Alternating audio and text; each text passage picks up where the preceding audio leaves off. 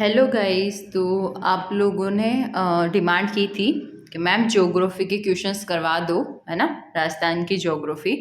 तो देखो, मैंने आपको 3-4 टॉपिक के सवाल करवा दिए थे। मुझे याद है मैंने पर्वत के टॉपिक के करवा दिए थे, और इसके अलावा मैंने आपको जलवायु के भी करवा दिए थे। बाकी भौगोलिक क्षेत्र के भी करवाए हैं। और आई थिंक एक का सा टॉपिक और कोई होगा। ठीक है, तो आज मैं आपको जो भूमि क्षेत्र से रिलेटेड है वो वाला सवाल करवाने वाली हूँ। इसके अंदर क्या है ना कि मिट्टियों के बारे में पढ़ेंगे। आपको पता है, आप अगर 9 बजे वाली क्लासेस फॉलो कर रहे हो तो पता होगा, जो मृदा होती है, मृदा से बहुत सारे सवाल पूछे जाते हैं कि एंटी सोल मृदा कौन सी है, भूरी मृदा कहाँ पाई जाती है। तो ये टॉपिक काफ़ी इंपॉर्टेंट है आपकी एग्ज़ाम की दृष्टि से भी, और जहाँ भी राजस्थान जीके आती है उन सभी के लिए ही ये सीरीज़ इंपॉर्टेंट है। ठीक है, तो आप इनको फॉलो कर सकते हो। तो अभी आज फटाफट आज का टॉपिक है अपना भूमि क्षेत्र, है ना, और जल्दी से ट्राई करूंगी। राजस्थान जीके के जैसे ज्योग्राफी के इंपॉर्टेंट सवाल कंप्लीट होते हैं एक बार के लिए, मैं आपको उसी दिन से इतिहास के या फिर आर्ट एंड कल्चर के भी करवा दूंगी। ठीक है, तो देखो, पहला क्वेश्चन है, भारतीय कृषि विभाग ने मिट्टियों का वर्गीकरण किस आधार पर किया है? तो ऑप्शन है मिट्टी के गुण, धरातलीय मूल चट्टान, या मिट्टी की स्थानिक अवस्थिति, या फिर मिट्टी की उर्वरता। तो सुनो मेरी बात, मैंने आपको पहले भी बोला है, जब भी आप ये क्लासेस देखने बैठो आपसे एक रिक्वेस्ट है, एक ब्लैंक पेपर लेके बैठा कीजिए या एक कॉपी डाल लो छोटी सी, 10-20 रुपए की कोई आए तो पतली सी, या फिर कोई डायरी पढ़ी हो, उसको ऐसे 2 पार्ट में डिवाइड करके बैठा कीजिए। जैसे मैंने यहाँ पे भारतीय कृषि कृषि विभाग ने मिट्टियों का वर्गीकरण, है ना, तो अभी आप यहाँ पे लिखोगे मिट्टियों का वर्गीकरण। ठीक है, और किसके द्वारा? तो लिखोगे भारतीय कृषि विभाग के द्वारा, और आंसर इधर लिखोगे क्या? मिट्टी की उर्वरता। समझ गए? अब आप बोलोगे मैम इतनी गंदी राइटिंग नहीं है हमारी। आई डोंट, नहीं है, यहाँ पर लिखा ऐसा ही जाता है, बट आपको समझ आ गया ना। एक पेपर लेके बैठोगे, उसके 2 पार्टीशन करोगे, यहाँ जो इंपॉर्टेंट लगे वो, या फिर यहाँ पे कैसे भी लिखो पर लिखो साथ के साथ, ताकि आपको वो चीज़ें याद रहे। अब एक बार बताओ, जब एग्जाम पास में होगा तो आप इनको वीडियो को देखने दोबारा थोड़ी आओगे, पर आपके पास 15-20 पन्नों के इतने अच्छे नोट्स तैयार हो जाएंगे। तब तक शॉर्ट नोट्स बोल रहे, कुछ भी बोलो, आप फटाफट 1-1.5 घंटे में भी रिवीजन करके जा सकते हो पेपर टाइम। ठीक है, तो इसके अंदर ऑप्शन 4 करेक्ट हो जाएगा, मिट्टी की उर्वरता। भारत सरकार की सहायता से 1958 में स्थापित राजस्थान की प्रथम मिट्टी प्रशिक्षण प्रयोगशाला स्थित है। तो यहाँ से 1-2 सवाल बनते हैं। जैसे पहला तो यही हो गया कि प्रथम मिट्टी प्रशिक्षणशाला कहाँ पर है? तो उदयपुर, कोटा, जयपुर या जोधपुर। तो ध्यान रखना जोधपुर में है। दूसरा सवाल ये है कि ये जो है मिट्टी परीक्षण प्रयोगशाला वो कब स्थापित की गई थी? तो 1958 को। ठीक है, मिट्टी में खारापन एवं क्षारीयता की समस्या का समाधान है। तो जो मिट्टी में खारापन, और खारापन मतलब वही लवणीयता और क्षारीयता की समस्या हो रखी है, तो क्या यूज़ में लेंगे? जो लोग खेती करते हैं वो लोग भी इस चीज़ का यूज़ करते हैं कि खेती के अंदर क्या है ना, जिप्सम का यूज़ कर देते हैं। क्षारीयता मतलब आपको पता है ना, बेसिसिटी, मतलब जब पीएच 7 से ज़्यादा हो जाती है तभी तो बेसिक बोला जाएगा। तो जब मिट्टी की क्षारीयता बढ़ जाती है या मिट्टी में खारापन बढ़ जाता है लवणों की वजह से, तो क्या होता है ना कि जिप्सम का यूज किया जाता है, ताकि जो भूमि उपजाऊ है उसको उपजाऊ बनाई जाए, उसकी क्षारीयता को कम किया जा सके। ये वाकई में इंपॉर्टेंट सवाल है, और ये मैंने जो आपको राजस्थान जीके के PYQs करवाती हूँ रात को 9 बजे, उसमें ये सवाल मैंने बहुत बार करवाया हुआ भी है। तो मिट्टी से काफ़ी इंपॉर्टेंट सवाल बनते हैं। नेक्स्ट क्वेश्चन है, हाड़ौती पठार की मिट्टी है। तो जो आपको मैंने एक बार पहले भी बोला था, एक बार अपना राजस्थान का मानचित्र देखना। अब ये मत बोलना इतना गंदा राजस्थान बनाया है। देखो, ये पश्चिमी मरुस्थलीय क्षेत्र है, ये बीच में अरावली, एक सेकंड, ये कहाँ उठ के आ रही है आपको पता है ना, अगर आपकी वीडियो की रिकॉर्डिंग है ये, तो ये यहाँ पे अरावली क्षेत्र है बीच में, और इस तरफ आता है हाड़ौती का पठार। ठीक है, तो हाड़ौती की पठार की तरफ कौन सी मिट्टी पाई जाती है, आपसे ये पूछा है। तो कछारी, जिसको जलोढ़ मृदा भी बोलते हैं, दोनों नाम पता होना चाहिए। बहुत बार जलोढ़ से सवाल आ जाता है, बहुत बार कछारी लिखा मिल सकता है। लाल मृदा, भूरी या फिर मध्यम काली। तो ध्यान रखना, मध्यम काली मृदा हाड़ौती पठार के वहाँ पे पाई जाती है ना। मिट्टी में खारापन एवं क्षारीयता की समस्या के समाधान जिप्सम के अतिरिक्त। अब देख लो, अभी हमने दूसरे सवाल में देखा था कि जो क्षारीयता की समस्या होने पे किसका यूज़ किया जाता है, तो ऑप्शन में जिप्सम था, तो अपन ने जिप्सम को टिक किया, राइट। अब ये बोल रहे हैं जिप्सम के अलावा और किसका यूज़ किया जा सकता है, बताओ फटाफट। बूंद बूंद सिंचाई पद्धति का समोच्च रेखाओं के अनुसार कृषि या वृक्षारोपण या कृषि शुष्क कृषि विधि। तो ध्यान रखना, वृक्षारोपण करके भी आप मतलब जो मृदा है, मृदा का खारापन और क्षारीयता को कम किया जा सकता है। राजस्थान में बेकार भूमि का क्षेत्र जिस जिले में सबसे अधिक पाया जाता है, तो कौन सा बेकार, वही ना जो काम न आने लायक हो। तो राजस्थान में बेकार भूमि का क्षेत्र सबसे ज़्यादा कौन से जिले में पाया जाता है, तो जालोर, बाड़मेर, पाली या जैसलमेर। तो वो जैसलमेर में पाया जाता है। ठीक है। राजस्थान में भूरी मिट्टी का प्रसार है, तो राजस्थान में भूरी मिट्टी का प्रसार है। बनास नदी का प्रवाह क्षेत्र, राजस्थान का दक्षिणी भाग, हाड़ौती पठार या अरावली के दोनों तरफ के भाग। तो ध्यान रखना, राजस्थान में जो भूरी मिट्टी है वो कहाँ पाई जाती है, बेसिकली ये पूछा गया है। तो ध्यान रखना, बनास नदी का जो प्रवाह क्षेत्र है वहाँ पर आपको भूरी मिट्टी देखने को मिलती है। राजस्थान के किस प्रदेश में एंटीसोल मृदा पाई जाती है, तो जो एंटीसोल मृदा है वो है ना पश्चिमी क्षेत्र में पाई जाती है। और एंटीसोल ही एक ऐसी मृदा है जो कि क्या है ना कि अलग अलग तरह की जलवायु में भी, मतलब अलग अलग तरह की जलवायु में स्थित मृदाओं का समावेश होता है एंटीसोल मृदा। ठीक है, बेसिकली। और एंटीसोल मृदा में आप तो सिर्फ इतना सा ध्यान रख लो कि ये पश्चिमी राजस्थान में पाए जाते हैं। पश्चिमी राजस्थान आपको पता चल गया ना, मेरे से गंदा सा राजस्थान बनवाओगे आप, है ना। तो ये पश्चिमी राजस्थान की इस तरफ आने वाले जितने भी जिले हैं ना, उन सब के अंदर एंटीसोल मृदा पाई जाती है। ठीक है, समझ में आ गई बात। और मैंने आपको पहले भी बोला था, सिखवाल वाली बुक में बहुत अच्छे से मानचित्र दे के समझाई हुई चीज़ें हैं, तो आप वहाँ से देख के अच्छे से समझ सकते हो ये चीज़ें। और सवाल तो आपको मैं करवा ही रही हूँ। तो जो पश्चिमी क्षेत्र में अब इधर जो भी डिस्ट्रिक्ट पढ़ेंगे ना, वहाँ पे एंटीसोल मृदा पाई जाएगी। ये सवाल बहुत इम्पॉर्टेंट है। और राजस्थान की कुबड़ पट्टी कहाँ है, देखो आपको पता होगा नागौर और अजमेर साइड में। जो आप अगर यहाँ से बिलोंग करते हो तो यहाँ का जो पानी है वो काफ़ी खारा है। और पानी की में ना क्या है ना कि खारे पानी के अंदर, मतलब पानी के अंदर क्या है ना कि फ्लोराइड मात्रा अधिक है। आप तो ऐसे याद रख लो, खारा वाला जाए भाड़ में। ठीक है, एक सेकेंड।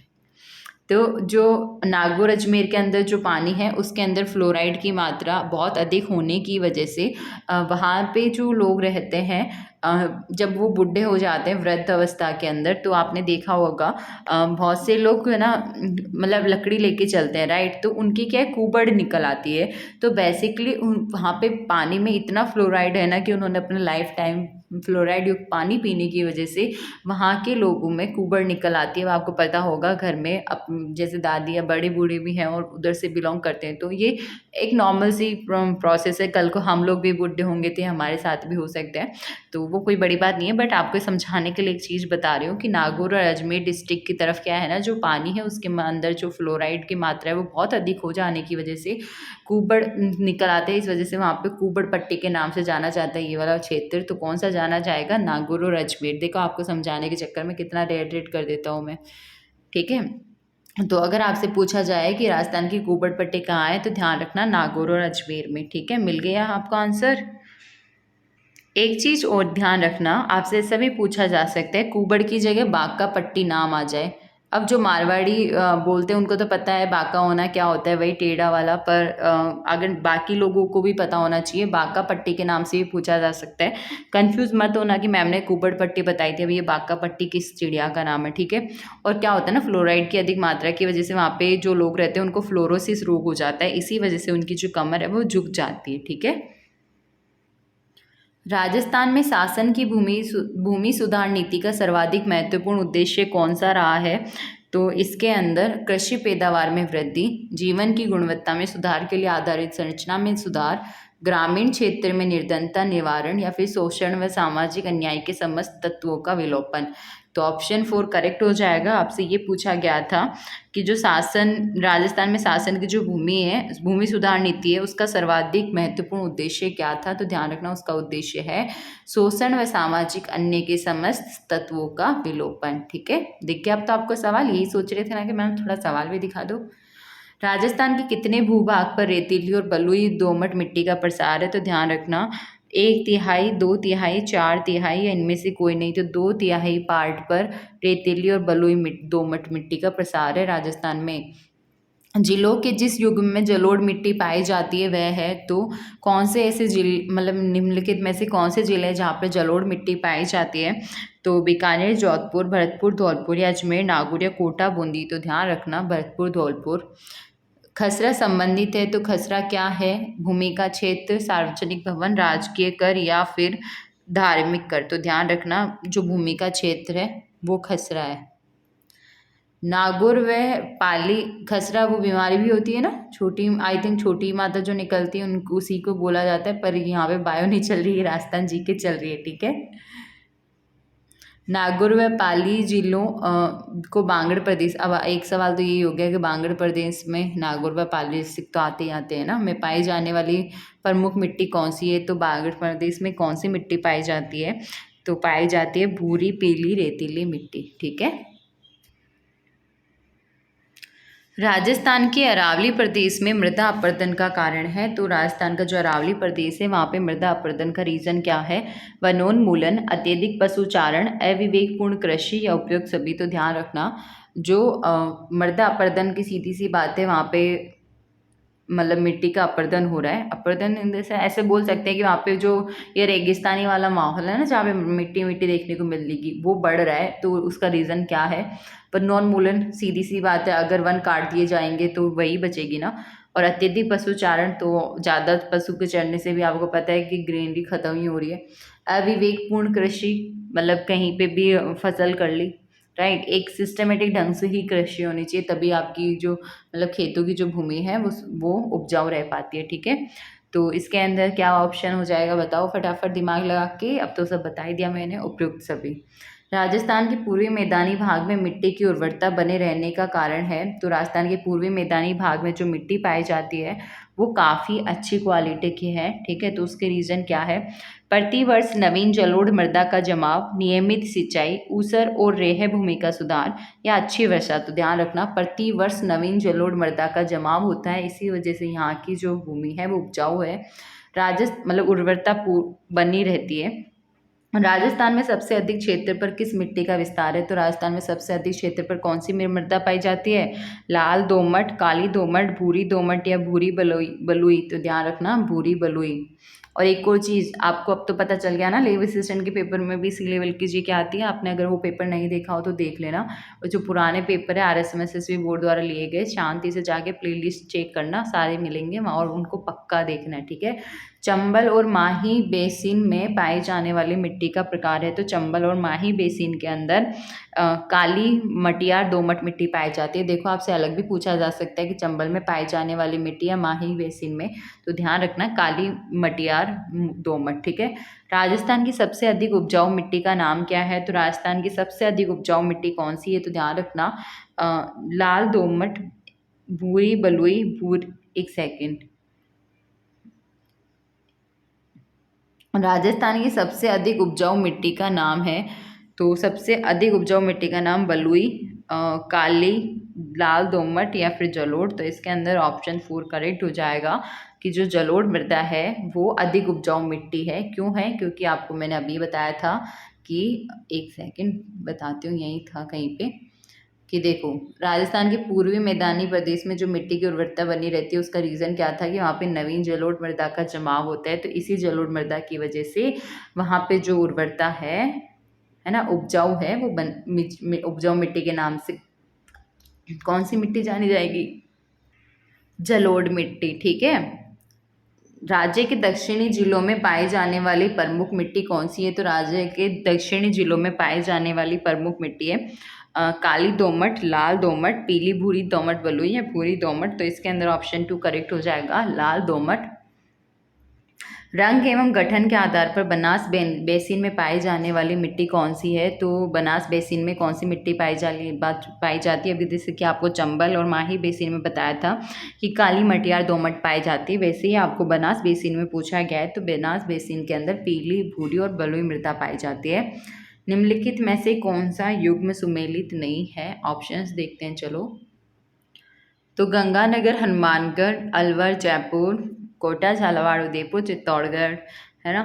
मुझे तो कंडक्टर होना चाहिए ना राइट बस में, कितना अच्छे से बोल लेती हूँ मैं ये सिर्फ एक मजाक था ताकि आप लोग बोर ना हो, थोड़ा हंसते हंसते पढ़ लो।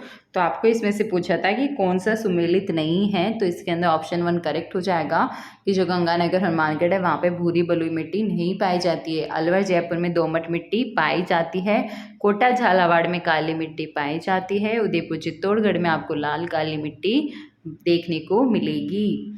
जल द्वारा होने वाला चादरी अपर्दन का सर्वाधिक विस्तार है। तो जल द्वारा जो चादरी अपर्दन होता है, पहली बात तो ये आपसे पूछा जा सकता है चादरी अपर्दन किसके द्वारा होता है, तो पानी इसका रीजन है, पानी के द्वारा होता है। और सर्वाधिक विस्तार कहाँ पर है, तो सर्वाधिक विस्तार है सिरोही राजसमंद में।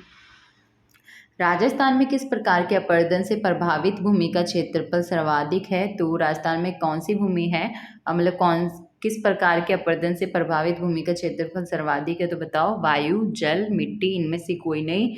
तो ध्यान रखना वायु, मतलब वायु के द्वारा जो अपर्दन होता है उससे प्रभावित भूमि का क्षेत्रफल राजस्थान में सर्वाधिक है।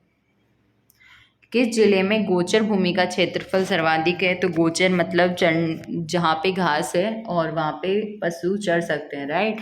तो गोचर भूमि का क्षेत्रफल सर्वाधिक कौन से डिस्ट्रिक्ट में है, तो वो है बाड़मेर में।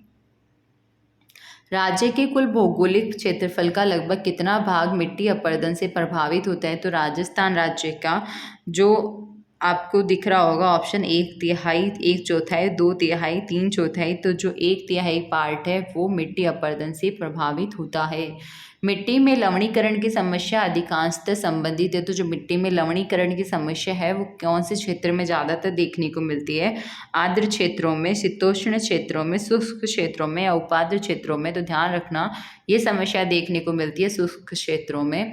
लवणीय क्षारीय मिट्टियों में किस उर्वरक का उपयोग अधिक उपयुक्त रहता है, तो लवणीय क्षारीय मिट्टियों में single super phosphate, urea, potash या अमोनियम सल्फेट। तो ध्यान रखना लवणीय क्षारीय मिट्टियों के अंदर यूज किसका करते हैं, मतलब कौन से उर्वरक का, तो इसके अंदर ऑप्शन 4 करेक्ट हो जाएगा, अमोनियम सल्फेट का यूज करते हैं। राजस्थान में कुल भौगोलिक क्षेत्रफल के कितने प्रतिशत भूभाग पर प्रति भूमि का विस्तार है, तो बताओ फटाफट। इसके अंदर ऑप्शन 2 करेक्ट हो जाएगा 27% पर।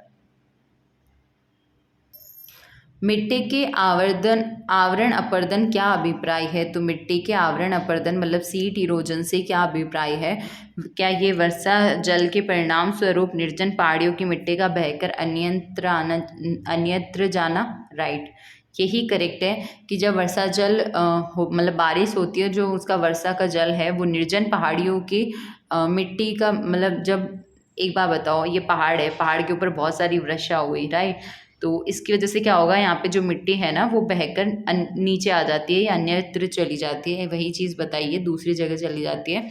तो इस वजह से क्या है ना वहाँ पे अपर्दन होता है, ठीक है, इरोजन होता है। तो रीज़न आपको पूछा था वो आपने बता दिया कि जब भाई बारिश होती है तो पहाड़ियों से मिट्टी जो है बहकर कहीं और चली जाती है। भूरी रेतीली मिट्टी में किस तत्व की प्रधानता होती है, तो भूरी रेतीली जो मिट्टी है उसके अंदर कंपोस्ट, फॉस्फेट, कैल्शियम या नाइट्रोजन। तो ध्यान रखना भूरी रेतीली मिट्टी में कैल्शियम पाया जाता है। और खाने मत लग जाना कि मैम क्या बचपन में किस किस ने मिट्टी खाई है, चलो बताओ फटाफट। अब आप हाँ बोलोगे तो भी कैसे सुनाई देगा, तो सुनो, बच्चे मिट्टी खाते हैं ना, आप लोग मत कर लेना कि अब इस मिट्टी में कैल्शियम है मैं तो खाऊंगा ही खाऊंगा, नहीं, गलत बात। कौन सी फसल पीली मिट्टी के क्षेत्रों में अधिक बोई जाती है, तो कौन सी फसल है जो पीली मिट्टी में होती है, तो गन्ना, मूंगफली, चना या चावल, है ना। तो इसके अंदर ऑप्शन 2 करेक्ट है, मूंगफली। रेह, ऊसर, छारी आदि नामों से कौन सी मृदाएं जानी जाती है, भाई ये सवाल मैंने इतनी बार करवा दिया है ना PYQs के अंदर, बहुत बार घुमा फिरा के पूछ लेते हैं, क्योंकि रेह, ऊसर और छारी एक ही के नाम में है ना। तो कौन सी मिट्टी जानी जाती है, सिरोज में भूरी, जलोढ़ या लवणीय, बताओ। अब चलो आप देते हो ना पेपर, तो लवणीय मृदा के नाम है ये सब। राजस्थान में बालू का स्तूप वाले क्षेत्रों में जो मिट्टी पाई जाती है वह है, तो राजस्थान में जो बालू का स्तूप है ना, उन क्षेत्रों में जो मिट्टी पाई जाती है वो कौन सी है, लाल दोमट, भूरी मटियार दोमट, भूरी दोमट या फिर पीली भूरी बलुई। तो ध्यान रखना पीली भूरी बलुई। और बालू का स्तूप कहाँ पाए जाते हैं, बताओ, रेगिस्तान में। मरुस्थल में। राज्य में किस वर्ग की प्रतिभूमि का विस्तार सर्वाधिक क्षेत्र पर है? तो सर्वाधिक क्षेत्र पर कौन सी मिट्टी का विस्तार है? ऑप्शन है लवणीय भूमि, अभ्रंशित वन भूमि, बलुई प्रस्थभूमि या फिर जलाक्रांत भूमि। तो ध्यान रखना ऑप्शन 3 करेक्ट हो जाएगा, बलुई प्रतिभूमि। लवणीय प्रतिभूमि का सबसे अधिक क्षेत्र किस जिले में है? तो जो लवणीय प्रतिभूमि है उसका सर्वाधिक जो क्षेत्र है वो कहाँ है? तो बीकानेर नहीं है, नागौर भी नहीं है। आगे के ऑप्शन देखते हैं। तो इसके अंदर ऑप्शन 3 करेक्ट हो जाएगा कि पाली जो है, पाली के अंदर लवणीय परत वाली जो भूमि है वो सबसे अधिक क्षेत्र में पाई जाती है। आपको जिले का नाम पूछा था, जिस जिले में सबसे अधिक क्षेत्र में पाई जाती है, तो वो पाली जिला हो जाएगा। निम्नलिखित को सुमेलित कीजिए, आपको मिलान करना है। तो इसके अंदर आपको जगह का नाम दे रखा है और कौन से ज़िले में कौन सी मिट्टी पाई जाती है ये पूछा गया है। तो ध्यान रखना, जो भरतपुर है, भरतपुर के अंदर नवीन काम्प मिट्टी पाई जाती है। और जो टोंक है, टोंक के अंदर भूरी मिट्टी देखने को मिलेगी। जो बांसवाड़ा है, बांसवाड़ा के अंदर मध्यम काली मिट्टी। और जो झुंझुनू है, अब तो एक ही बच गया, तो बलुई मिट्टी। अब देख लो कौन सा ऑप्शन करेक्ट है, ऑप्शन 2। मिट्टी अपरदन को सर्वाधिक प्रभावित करने वाली नदी है। तो मिट्टी अपरदन को सर्वाधिक प्रभावित करने वाली नदी कौन सी है? माही, बनास, चंबल या लूनी। ध्यान रखना चंबल नदी। राजस्थान में घग्गर के बाढ़ग्रस्त मैदानों में पाई जाने वाली मिट्टी है। तो राजस्थान में जो घग्गर नदी है उसके बाढ़ग्रस्त मैदानों में कौन सी मिट्टी पाई जाती है? लाल दोमट, भूरी मटियार दोमट, पीली भूरी बलुई या भूरी दोमट। तो ध्यान रखना भूरी मटियार दोमट। बागड़ क्षेत्र की मिट्टी कहलाती है। तो बागड़ क्षेत्र की मिट्टी क्या कहलाती है? अभी बागड़ क्षेत्र से रिलेटेड आपसे 1 साल पहले भी पूछा है मैंने, बताओ। तो पुरानी कछार वाली मिट्टी, ठीक है। राजस्थान में लोयस मिट्टी के जमाव पाए जाते हैं। तो जो लोयस मिट्टी है, देखो थोड़ा डिफरेंट नाम है, ध्यान रखना इस चीज़ का। तो लोयस मिट्टी के जमाव कहाँ पाए जाते हैं? मुख्यतः कोटा व झालावाड़ में, मुख्यतः जयपुर व सीकर में, मुख्यतः टोंक व अजमेर या मुख्यतः झुंझुनू व सवाई माधोपुर में। तो ध्यान रखना लोयस मिट्टी जो है वो मुख्यतः झुंझुनू व सवाई माधोपुर में पाई जाती है। राज्य के किस भाग की मिट्टियाँ विशेष उपजाऊ है? तो राज्य की कौन सा भाग है जहाँ की जो मिट्टियाँ वो बहुत उपजाऊ है? तो हाड़ौती के पठार की लावा युक्त जो मिट्टियाँ हैं वो सबसे ज़्यादा उपजाऊ होती है। और यहाँ पे अब उपजाऊ हो तो फसल भी ज़बरदस्त होगी। अब मैंने आपको ये तो बताया था कि जब मिट्टी में क्षारीयता की मात्रा बढ़ जाती है तो जिप्सम मिला दिया जाता है या वृक्षारोपण कर देते हैं। पर मुझे ये बताओ जल में किसकी अधिकता होगी कि मिट्टी जो है वो क्षारीय हो जाती है? बताओ फटाफट। सोडियम कार्बोनेट, गंधक अम्ल, गंधक का नाम आता है ना, तो ध्यान रख लेना सल्फर की बात हो रही है। कैल्शियम क्लोराइड या फिर मैग्नीशियम क्लोराइड। तो इसके अंदर ऑप्शन 1 करेक्ट हो जाएगा, सोडियम कार्बोनेट। की जल में अगर सोडियम कार्बोनेट की मात्रा अधिक हो जाती है तो वो जो मिट्टी है वो क्षारीय हो जाएगी, ठीक है। मिलते हैं नेक्स्ट वीडियो में। आपको जो भी जितने भी मोस्ट इंपॉर्टेंट सवाल बन रहे थे मृदा से और करवा दिए, बाकी आपको बोला है वो पेपर फॉलो करना। आपसे रिक्वेस्ट है प्लीज़, वो वाकई में हेल्पफुल है। एग्ज़ाम दे के आओगे तो आपको खुद को पता चल जाएगा, ठीक है। मिलते हैं नेक्स्ट वीडियो में, बाय बाय। चैनल को सब्सक्राइब करना मत भूलना और इन वीडियोस का आप किसी के साथ भी शेयर कर सकते हो जो राजस्थान जीके की तैयारी करता है।